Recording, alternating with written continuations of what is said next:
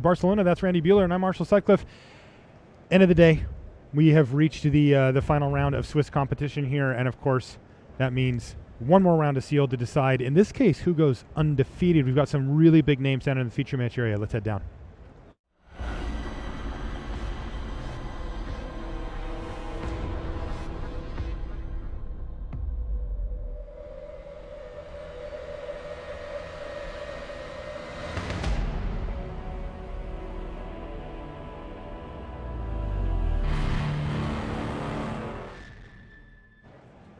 Hello and welcome to coverage of Grand Prix Barcelona. Marshall Sutcliffe in the booth with Randy Buehler. And Randy, we've got a pair of 8-0s down in the feature match area here. We've got William Huey Jensen, the Hall of Famer. Yeah, sitting there. I saw him at table one last round when I was in my break, and apparently he's won and stayed there. His opponent, Miguel Milanes, also 8-0 here, so we're going to get a battle of the undefeateds to decide at least two of our 8-0s who's going to go. And we had over 2,000 players at this event, so I'm assuming we've got more than just these two. So 7 tables. There are 14 8-0 players. Okay. 8 of whom are in the feature match area this round. Every table in the feature match area is 8-0 versus 8-0. Awesome. And Huey looks like he's got a reasonable start here. Getting things rolling with a couple of small creatures. Nothing let for Miguel. Oh, did Miguel miss a land drop here? Yeah, he did. Yeah, he's going to try to get his way out of this by making a clue and just keeping the pressure off at least momentarily. Looks like Huey's missing land drops as well. Oh, wow. So he went 2-drop, no land, no land. And there's a land off the top for Miguel. Hasn't even had to crack the clue. And he's got a Paranoid Parish Blade here, which isn't going to do a great job. I mean, it can block one of Huey's creatures, but not the other. So Huey's going to offer up the trade. Miguel's going to turn him down. It's going to be 16-20 as Huey. Looks like he's found a 2-drop to play. Oh, and it's a nice one too. Heir to Falconwrath. No land drop for Huey, but Heir is definitely one of the better uncommons in the set. And a pretty scary card if you're behind on life total as well. Miguel's taking a little double check on what that card does exactly. That's it. And Huey helpfully says, well, you can read it. Passes a turn back.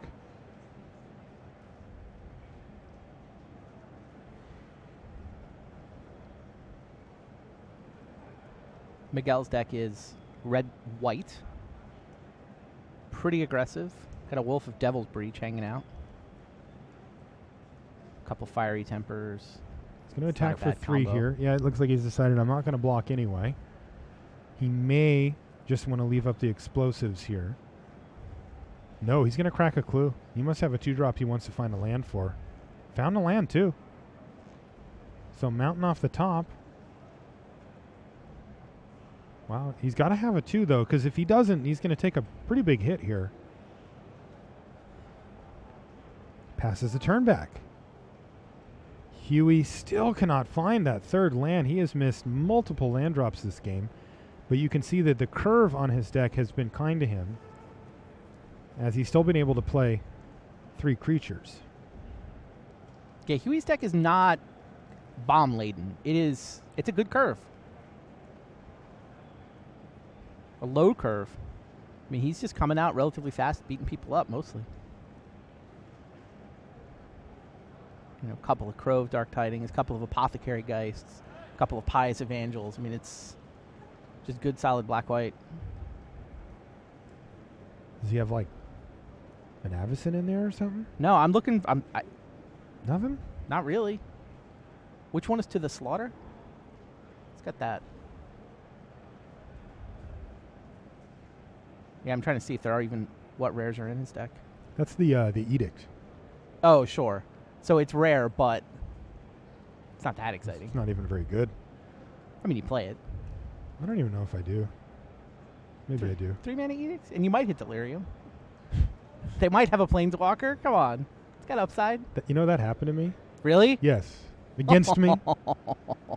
Me and Arlen Cord were not happy about that transaction. Here's a Thraben Inspector now for Miguel. In the meantime, though, Huey just attacked with all 3, and Miguel just took it. Thraben Inspector is a pretty nice draw here, though, for Miguel. It really does help shore up this board state nicely for him. I mean, you look at this deck from Huey. This does not look like an 8-0 deck. This is an 8-0 player who has found a way.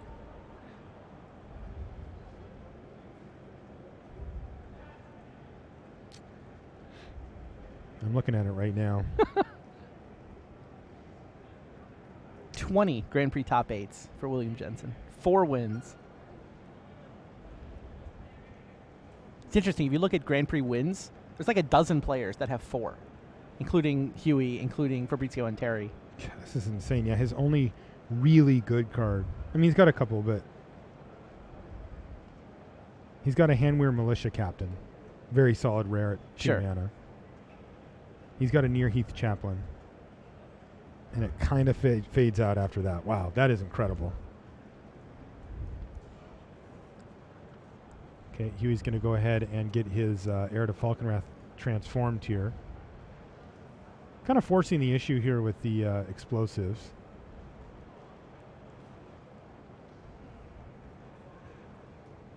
Miguel goes for it. And it does work. He took on some risk there by not doing it on his turn, but he did get Huey to discard a card, so it worked out pretty well for Miguel. And it looks like going to be a Crow of Dark Tidings here as a follow-up play for Jensen.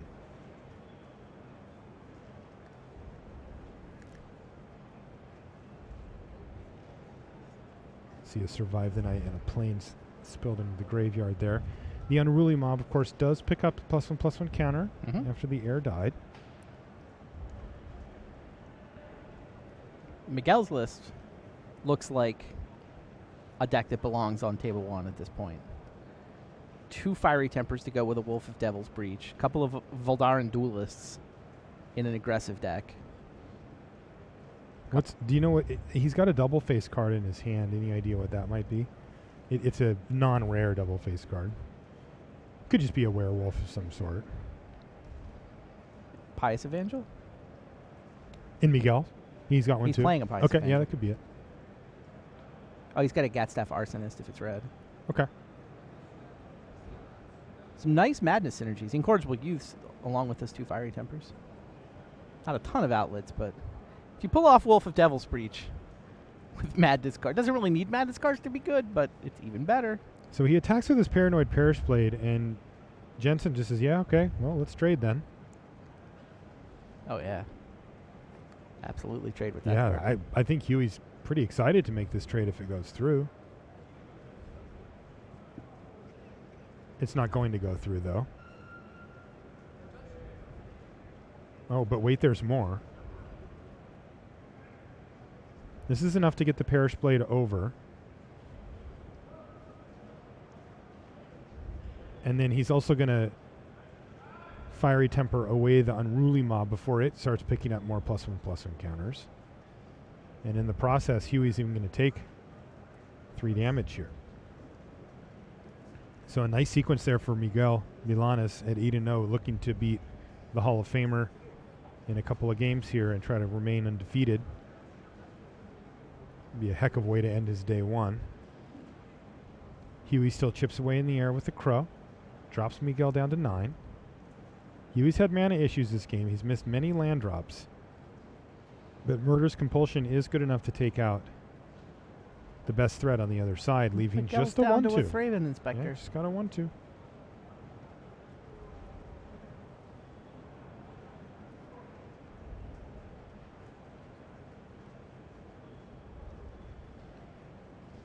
Huey did find his 3rd land a couple of turns ago, but still he's been limited to cast just 1 spell per turn for quite a while now.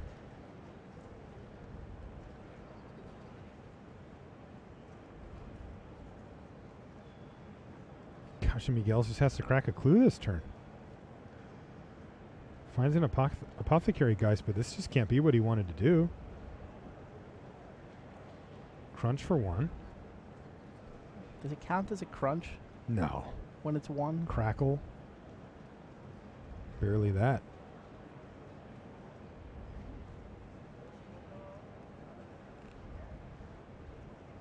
It's a Kessig Forge Master there.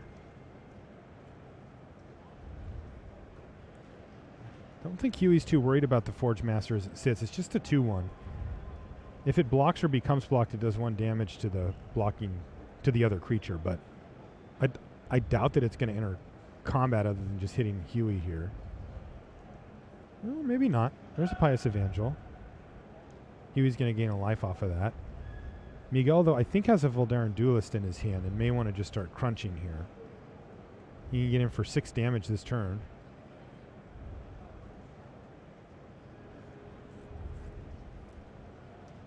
It's not the most mana efficient play now that he's hit his land drop, though.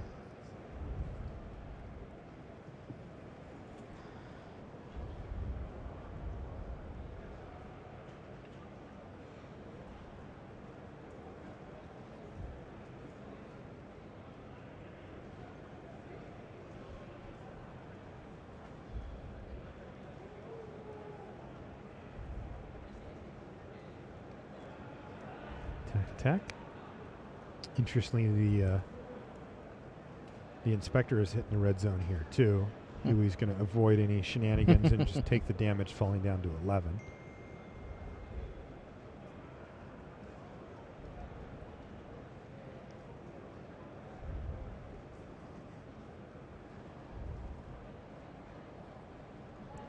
And there's an Apothecary Geist there for Miguel. He doesn't have another spirit, so he's not going to get any life here. He's just going to pass the turn back.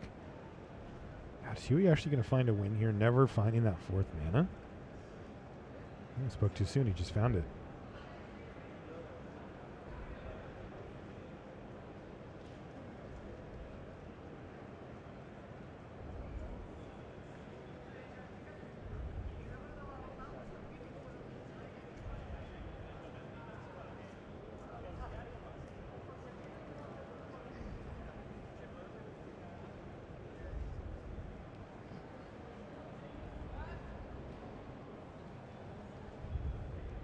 Huey's going over his options here, as now that he's got 4 mana, he still has 5 spells in his hand, and he's got a lot of things he can do with it.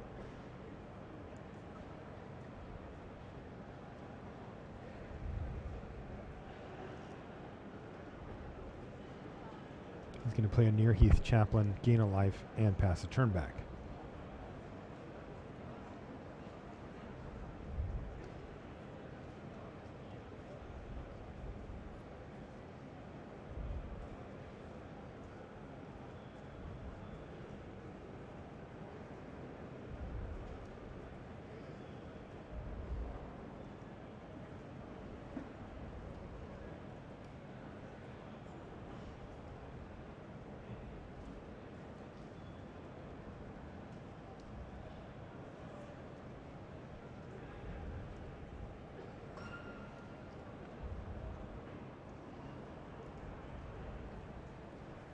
It's been a weird little game. This has been a weird game.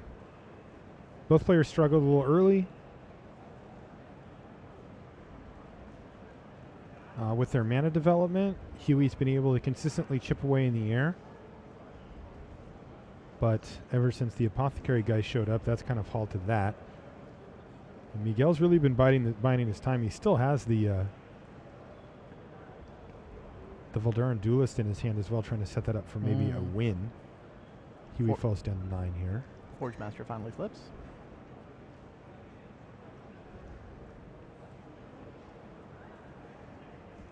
And there's land number 5 for Jensen, so he's almost all the way caught up on lands.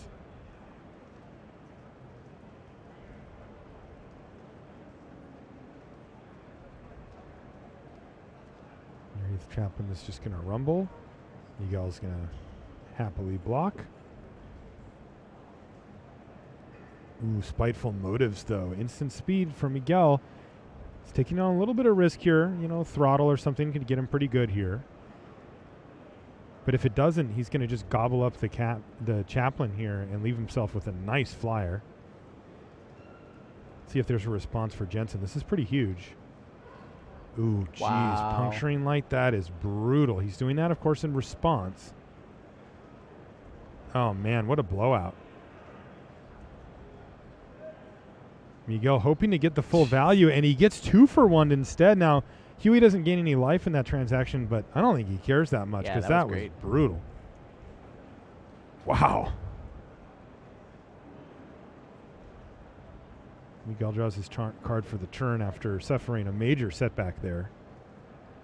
Sometimes, a game of limited just comes down to that, right? Sometimes it's just too hard to recover from a sequence like that. Doesn't always seem like that at the surface, but a lot of time you'll see that as the rest of the game plays out, player that got 2 for 1 like that just has a hard time getting back on their feet.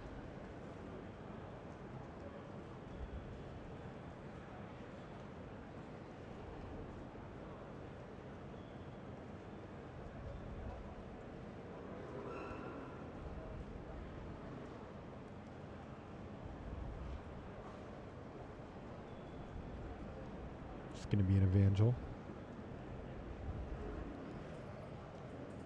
Yeah, Pious Evangel on the other side. Yeah, this game has been kind of weird. And now there's a duelist saying that your Evangel cannot block. He's going to attack with the team.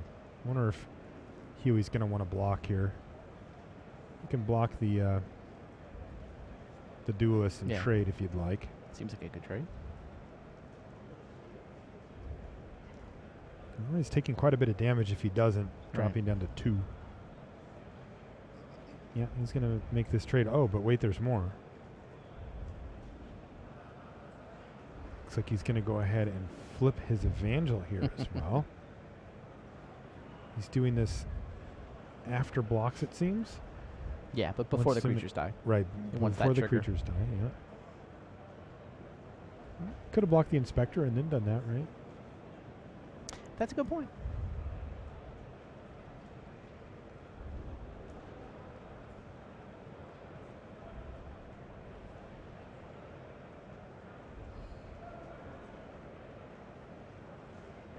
Just going to pass the turn back.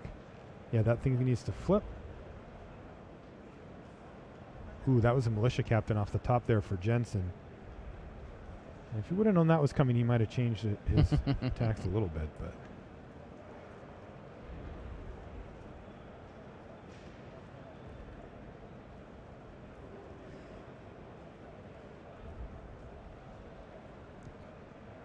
Huey's doing math.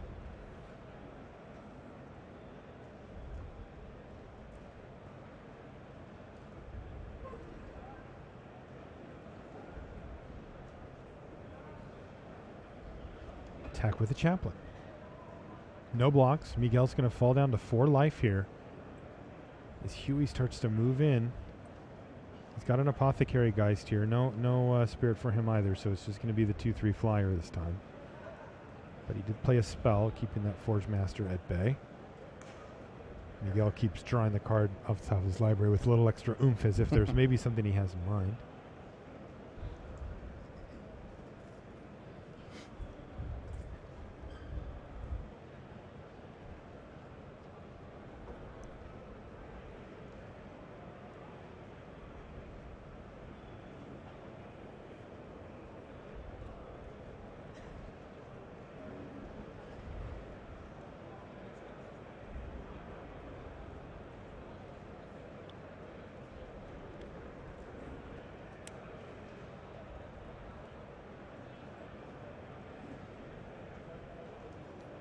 Nearheath Pilgrim has done some big work here. It's huge. That and the Chaplain. I mean, Huey'd be dead, right? Instead he's at 9? I think there might be another duelist in Miguel's hand. But Huey's gained enough life that I don't think Miguel can sneak in. Miguel's fallen down to 4. Yeah. Jensen sort of methodically whittling him down here. Chipping in for damage here or there, managing the board here and there. This is how it goes all so often, is it, no one of these plays seemed brilliant or anything, but when you look at when the dust settles, it's Huey who's at 9 and you're at 4, and he's a little bit ahead of you on board, and he's got a couple of cards in hand, and then you can see the game start to slip away. Yeah, that Pious Evangel gaining him life has been a big deal. And the Nearheath Chaplain as well. Here's Incorrigible Youths for Miguel, and he's just going to cast it for full marks here. He does gain a life, jumps up to 5 thanks to his own Pious Evangel. It was really that Puncturing Light turn that swung this. Yeah. It's interesting, too. Miguel did the thing which is normal, where you block first and then play your trick. That way, if your opponent can respond to your trick to kill your creature, at least you got the block in. Think about it, though. If he flashes that enchantment in So before insane. blocking, Puncturing Light doesn't work. So insane. Yeah. If he does it the other way, if he wants to play around specifically Puncturing Light, it would have worked. Yes. He would have 2-for-1 Huey. Yeah, if he decides to play around Throttle, then he blocks first, and Right. it gets a little awkward because if he goes for it pre-blocks, then he takes extra damage that he wouldn't have. This is game 1. You know, that's the kind of tiebreaker that you can do. Where Yeah, if Huey- this were game 3 and he'd seen it, I bet you he would have made that play. Yeah, Huey did have 5 mana. He did have Throttle mana. Yeah.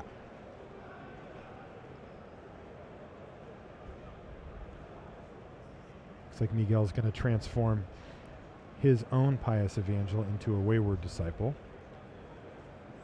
For those of you that were playing the last block, before the last block, Zulaport Cutthroat has a similar ability. It's basically whenever a creature you control dies, you get to drain your opponent for 1. All right, so where's the dust settle? Miguel at 6, Jensen at 4. Griff's To Boon. the air!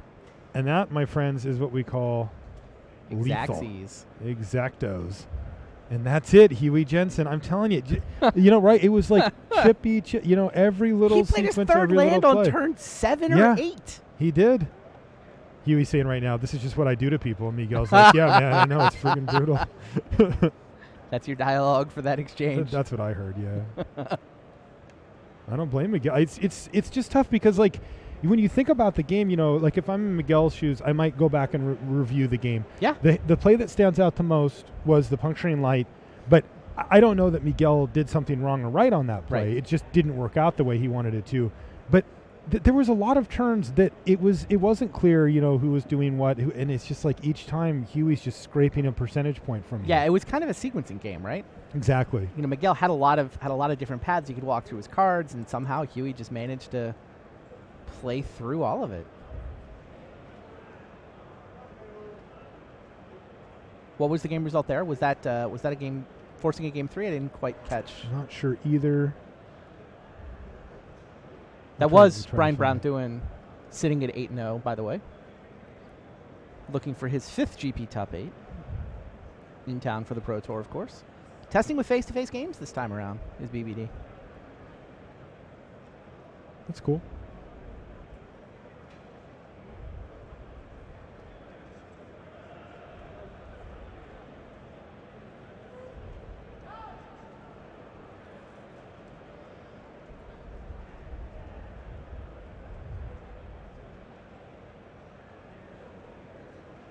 Huey's thinking to himself, God, just one more game and I can get a 9-0 out of this deck. Yeah, he knows that is not a 9-0 deck.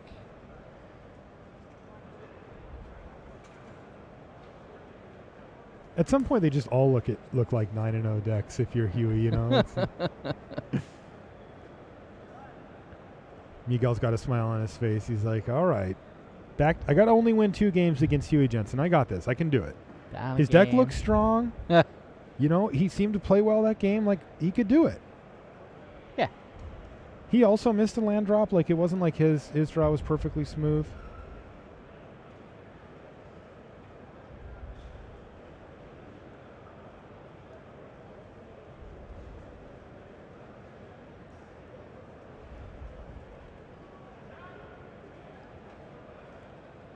Chat's debating the merits of Griff's Boon card that is. I like it. Yeah, it's become divisive. I thought the best comparison that I heard was Kite Sail. Oh, it's better than Kite Sail. Why? A, Delirium. Okay. So sometimes it's in your graveyard. Yeah, and then it comes back. Okay. So you can buy it back. I think, yeah, Delirium is really the thing that puts it over. Do I you mean, mean what- that you can discard it and get it back? Is I mean that the fact that it's randomly in your deck and sometimes it's going to wind up in your graveyard, maybe And- like, and or you it's can buy it self-mill back. or the creature coming off. I also think 1 mana the first time is a big advantage versus Kite Sail. Definitely. I mean, how many times do you actually move the Kite Sail? Right. That's the big question. Now, it is a lot more expensive the second time, but then again, you can get it for free occasionally. Right. Not mana-wise, but as a free card. Yeah, no, I think it's pretty good too. Don't think we're taking it, you know, super highly in draft, but I think it's going to make the cut a good percentage of the time, especially in decks Exactly. like kind of chippy decks like Huey's. need some way to punch through in the late game. All right, now there's a nice start for both players here. Miguel starts things off with Thraben Inspector right into Kessig Forgemaster, but Huey's got one of the best 2 drops in the format here with Heir to Falconwrath. So we're going to have a real rumble here, I think.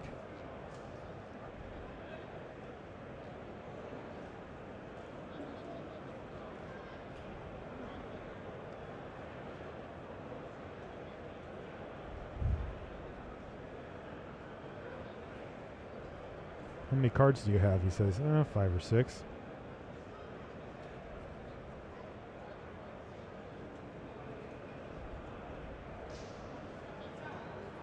Forgemaster has a pretty free attack here, and it looks like he's decided to leave back the Inspector just to force the issue against Huey. I think that's why he was asking how many cards do you have. I mean, he could chip in for a damage and almost assuredly get that damage through, but he would be taking potentially 2 damage on the crackback, and this kind of forces the hand. I generally favor just attacking there if you're going to play a creature anyway. I'm assuming that Miguel would block the Heir here with either creature if given the opportunity. If that's the case, I think it's probably better to just get that extra damage, and that can really add up over the course of the game. As we saw from Huey last game. Yeah, I mean, because there's every chance also that Huey just has the idea of going like land, activate my Heir, play a Twins of Mauer Estate or something like that, and that was just what he was going to do anyway, in which case, the extra damage was free.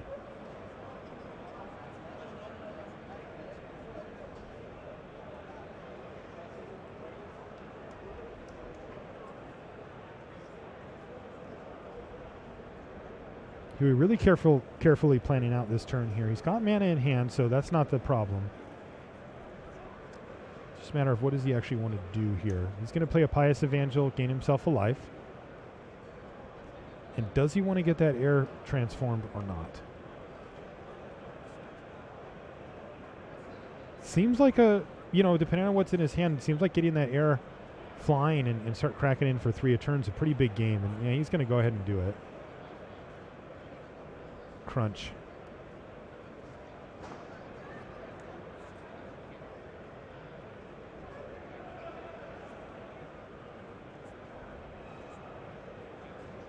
Another land off the top for Miguel.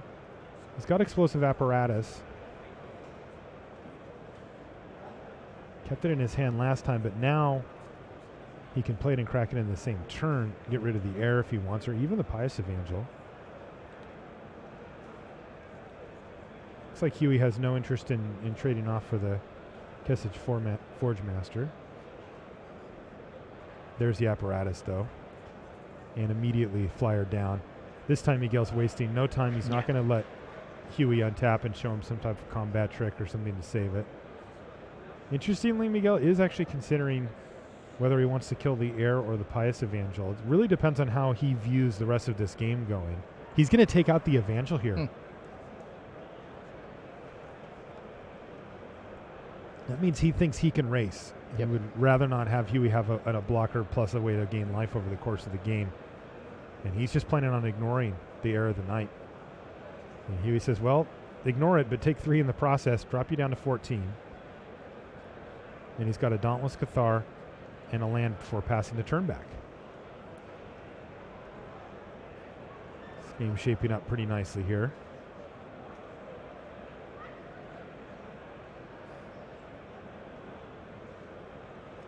Crack a clue. Got a lot of lands in hand as Miguel.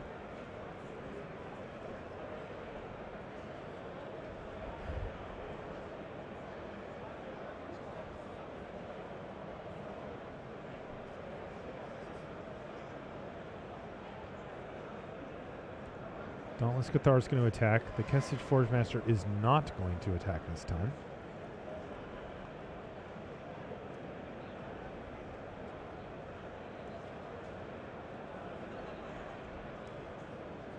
And Huey says, okay, fine, let's just trade then. So they trade off.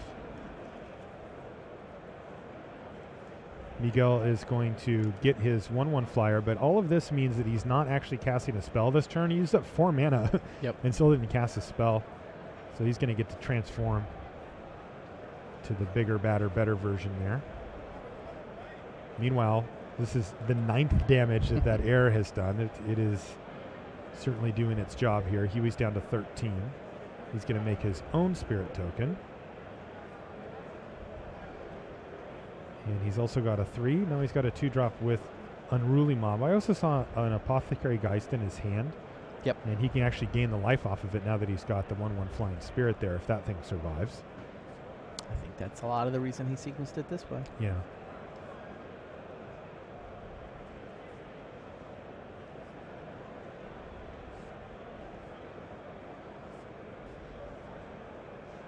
Miguel's going to rumble with the team here. Huey says no blocks. That's 7 damage.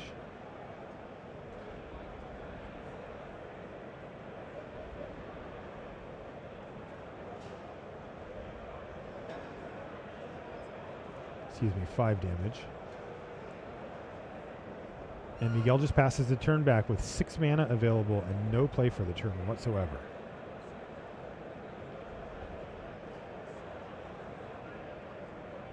Okay, there's the Apothecary Geist. Trigger goes on the stack. Do I control Spirit? Absolutely.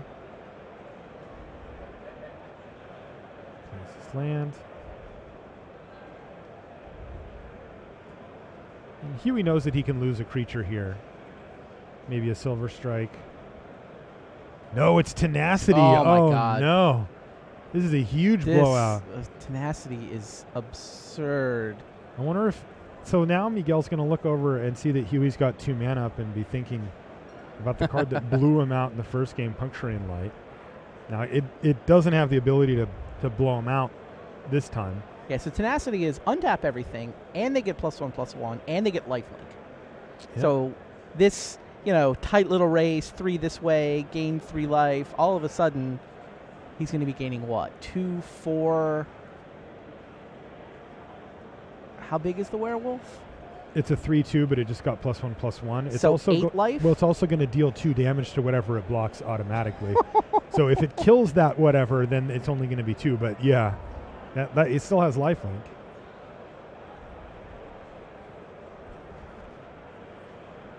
Yeah, this one isn't going to be... He's going to gain some life, but the surprise blocking is the real power here. Yeah, this is gross. This is, we talked about the Puncturing Light in game 1. This could be the big play for Miguel that wins him this game if he does win it.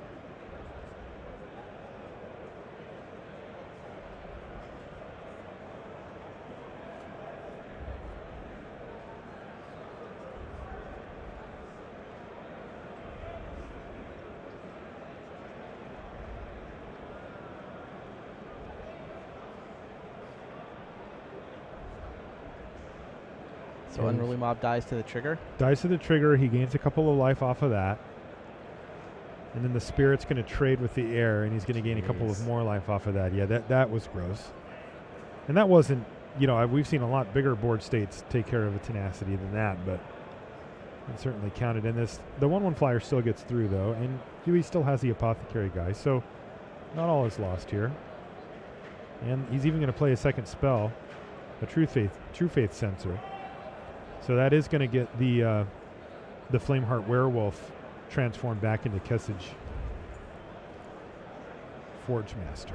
Yeah, but that Tenacity worked out to be a 2-for-1 plus some life.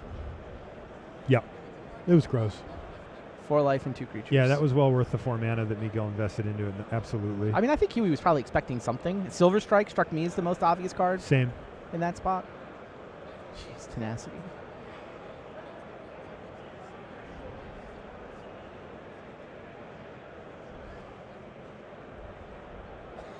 2 damage is going to drop, Huey down to 11 or 10 to 9. What were you going to say, Randy?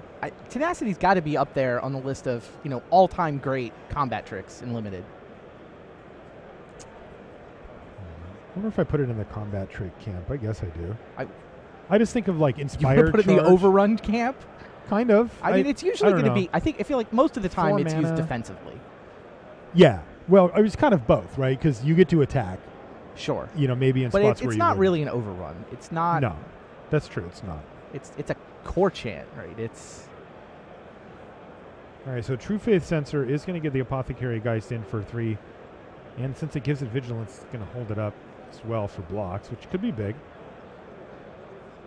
I mean, some of it may just be that the creatures in this particular format are also close in power toughness. You know, the +1/+1 swings a lot, and then the races tend to be close as well. Yeah, and the lifelink just swings it. Totally, and this isn't one of those. Huey's just dropped down to 2 off of the Voldaren Well, it was. Duelist. Yeah, it was a close one. Huey's at 2 life now thanks to the Duelist. He's still alive here. He can survive the next attack, but it's not looking good for him. If he has a creature here, it could be a lot better. He can bring Miguel down to 7 with the Apothecary Geist. Then the Geist has to jump in front of the Werewolf. Attack.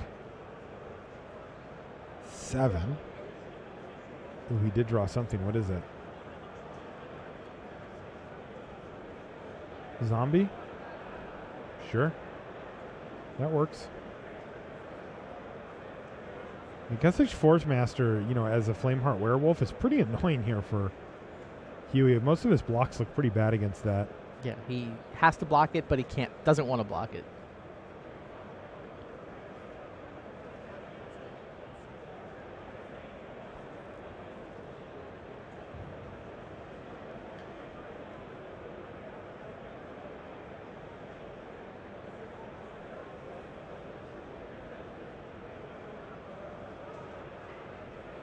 All right, the Ghoul Caller's Accomplice is going to pick up the True Faith sensor. And interestingly, Ghoul Caller's Accomplice is a human. Digs up zombies as opposed to being one itself. So it's actually going to get an additional bump in power thanks to the True Faith sensor, making it a 4-3, excuse me, with Vigilance. Don't know that it matters a ton here, though.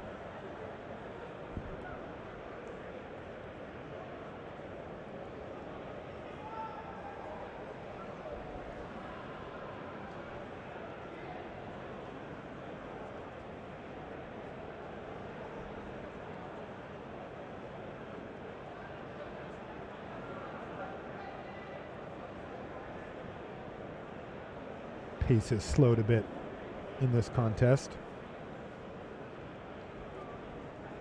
And I can see why. These have all been pretty close damage races, both in game 1 and 2 here. Miguel's just going to attack with his 2 bigger creatures while he stares down at a hand of lands.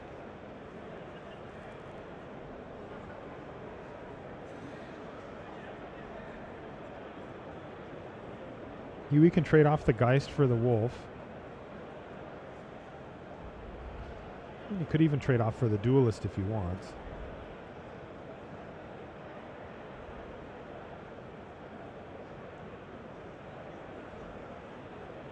Could also chump block.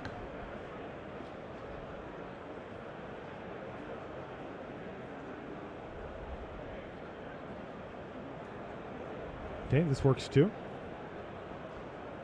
The Wolf just ends up trading for the Ghoul Caller's Apprentice, and I think Huey's going to be pretty happy with that exchange. Huey stays at 2 and keeps his Apothecary Geist alive. This looks pretty good for him with, if no follow-up play from Miguel, which I think he's just got land in hand. Not even in his hand, one's on the ground. Remember, Huey can get a zombie here.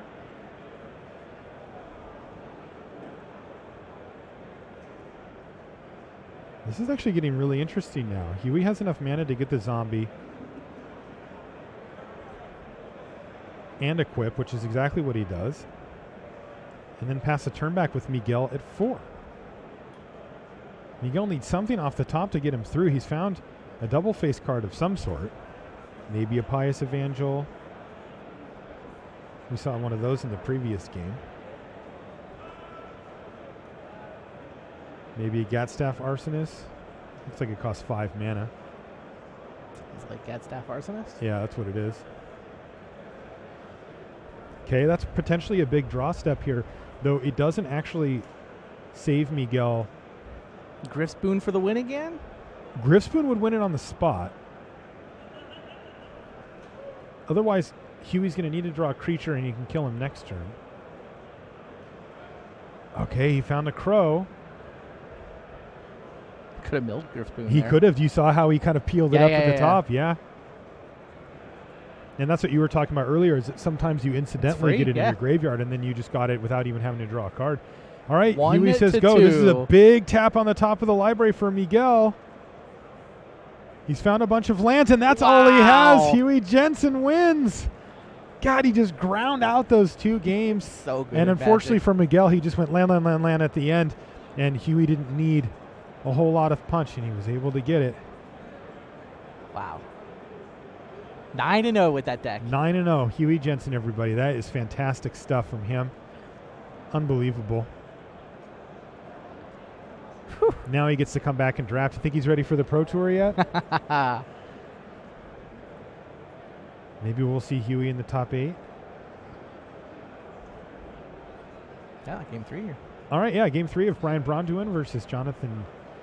It's kind of Gans. interesting to see Pantheon out at a Grand Prix right before a Pro Tour. You know, I bumped into Shahar and I asked him, hey, you know, was there a policy change or what happened? Seems And like it. He didn't know.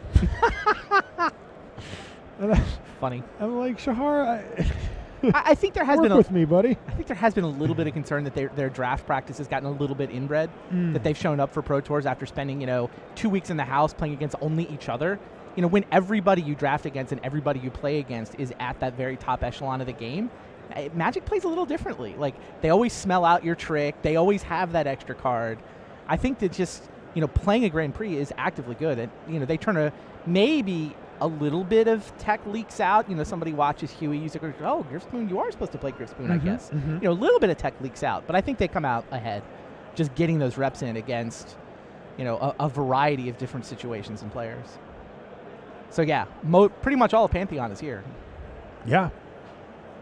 Finkel's here. Yeah.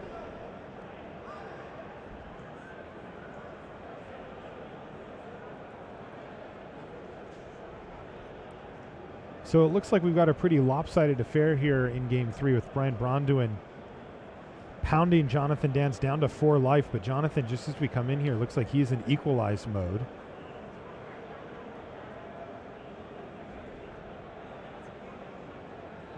He's got an infectious curse sitting down there on the battlefield, which is slowly draining away at Brian Bronduin's life total. But I think more importantly, it's adding to Jonathan's life total and keeping him alive here. Looks like Brian was hell-bent.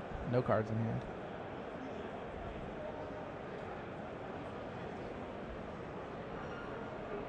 What's the creature Brian's got? Now he's got a Courier's Companion. And? Can't quite see what that is, actually.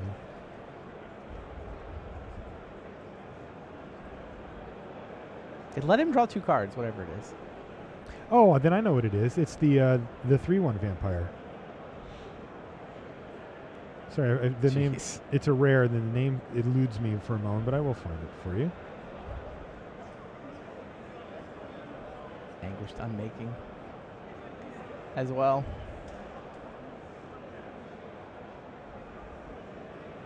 It's an Asylum Visitor. Gotcha. Yeah, so at the beginning of each player's upkeep, if that player has no cards in hand, you draw a card and lose a life. Got it. And we are seeing that the life loss here on multiple levels is really taking its toll on BBD. He was at 21 when he came in. He's down to 14. Wow, That Anguished curse- Unmaking contributed Ah, fair enough. while you were looking up the vampire. What did he use it on? What Not on the happened? curse. Interesting. There's the Wildfield Scarecrow. Jonathan's down to 3 here.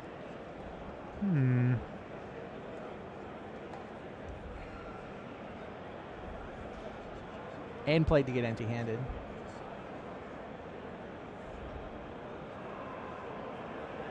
Stallion. Yeah, it's a Ghoul Steed there for Brian Bronduin, and once again he's hellbent and just trying to maximize. Get as many card draws as he can from his Asylum Visitor.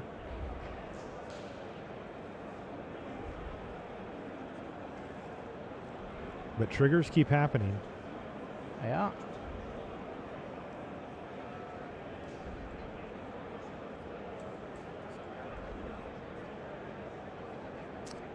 Yeah, BBD. So he's the one that had the curse. He was cursing Jonathan. He had put the card towards that him makes to way show more it to him. sense. But that's why that game was pretty much inevitable as Jonathan, from the position It that is he now. was in. Yeah. Well, The for life totals kept going down for Jonathan, but I thought, yeah, okay. right, but the problem was, of course, that Jonathan just doesn't have an answer to the curse and isn't gaining life actively. So tick-tock. Tick-tock. And sure enough, that was it. BBD looks like he's going to be 9-0.